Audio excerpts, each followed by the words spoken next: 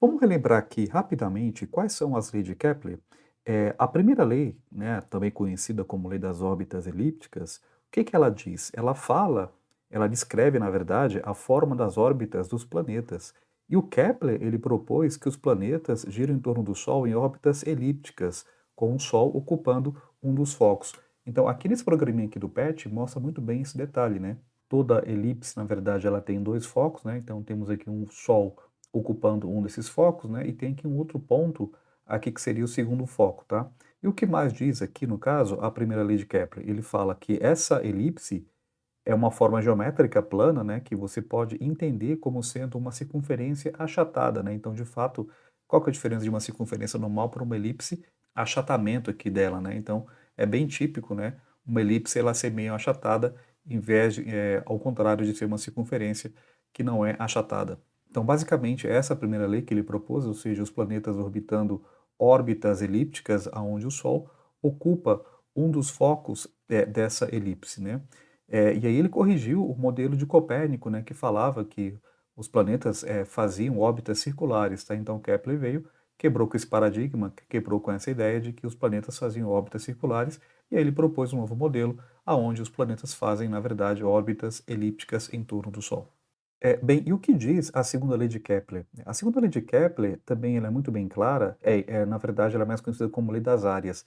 E o que que ela diz? Ela fala que um planeta orbita, aqui no caso o Sol, ele percorre áreas iguais em tempos iguais, né? Então, traduzindo para você enxergar melhor essa brincadeira, então se eu colocar aqui o valor das áreas, então cada quadrante aqui, né, então ele percorre esse quadrante gastando 1,67 unidade astronômica, né? O outro quadrante, que aparentemente aqui é uma área maior, mas a gente percebe que é a mesma unidade astronômica, né? Ou seja, essas áreas aqui elas são iguais, embora pareça que elas são diferentes, mas não, cada área aqui tem o mesmo valor, tá? Então, a lei de Kepler fala justamente isso, que o planeta ele percorre áreas iguais em tempos iguais. Se eu colocar aqui também os valores do tempo, a gente percebe que cada área ele percorre no mesmo tempo, né? Então, ele percorre aqui essa distância, ele faz essa área sempre no mesmo tempo, né? Então, dividindo aqui essa órbita aqui elíptica em torno do Sol, a gente percebe essa relação de áreas iguais em tempos iguais.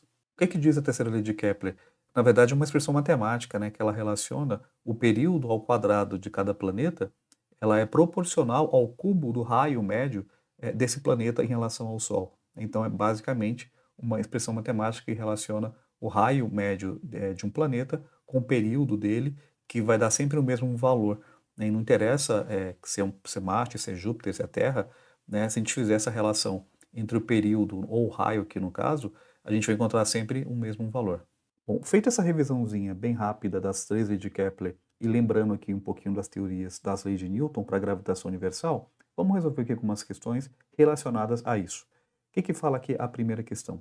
Ela fala o seguinte: ordene corretamente as palavras para preencher as lacunas do parágrafo a seguir. Boa parte das leis do movimento dos corpos celestes feitas por quem? Né? Quem foi um dos grandes autores, né, das leis do movimento dos corpos celestes? Foi o Kepler, né? Então, o Kepler foi um desses autores aqui no caso.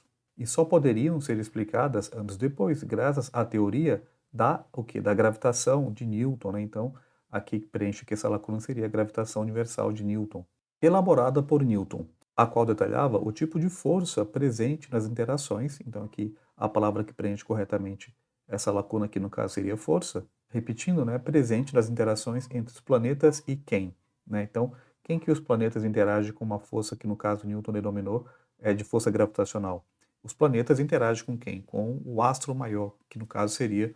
Então, as palavras que preenchem corretamente aqui essas lacunas foram quem, né? Então, foram Kepler, aqui no caso a primeira, depois vem quem? Vem a gravitação, aqui como segunda, e depois a força aí proposta por Isaac Newton, e por último, os planetas interagem com quem? Interagem com o Sol.